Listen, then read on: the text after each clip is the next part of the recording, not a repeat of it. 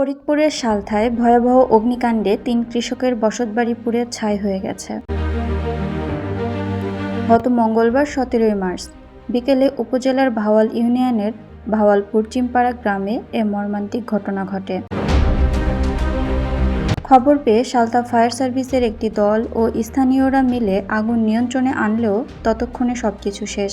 আগুনে ওই গ্রামের কৃষক মোহাম্মদ আনোয়ারুল মাতুব্বর, শহীদ মাতুব্বর ও আতিক মাতুব্বরের ৩টি বসতঘর সম্পূর্ণ পুড়ে যায়।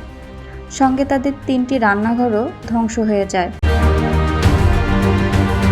ক্ষতিগ্রস্তদের দাবি, এতে অন্তত ১৫ লাখ টাকার ক্ষয়ক্ষতি হয়েছে। ঘটনার পরের দিন বুধবার ১৮ মার্চ সকালে সরেজমিনে গিয়ে দেখা যায় হৃদয় বিদারক দৃশ্য। যেখানে একদিন ছিল সাজানো গোছানো সংসার, সেখানে এখন শুধু পোড়া কাঠ, টিন আর ছাইয়ের স্তূপ। সেই ছাই সরিয়েই জীবনযুদ্ধ আবার শুরু করার চেষ্টা করছেন শহীদ মাতুব্বরের স্ত্রী বিথি বেগম। খোলা আকাশের নিচে পোড়া ভাঙা পাতিলেই রান্না বসিয়েছেন তিনি। পাশে বসে আছে তার ছোট্ট সন্তানরা, চোখে আতঙ্ক, মুখে অনিশ্চয়তা।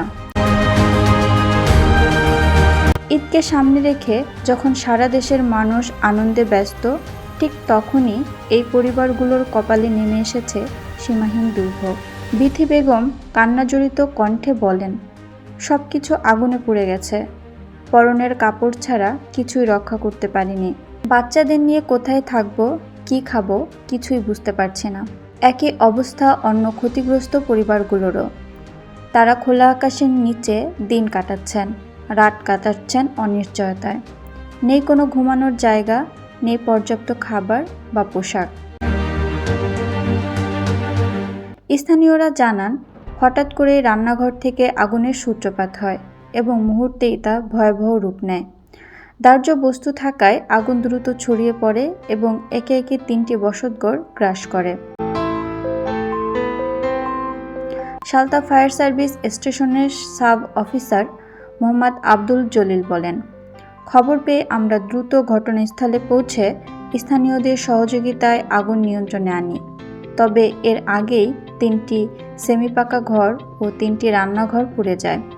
প্রাথমিকভাবে ধারণা করা হচ্ছে রান্নাঘর থেকেই আগুনের সূত্রপাত হয়েছে।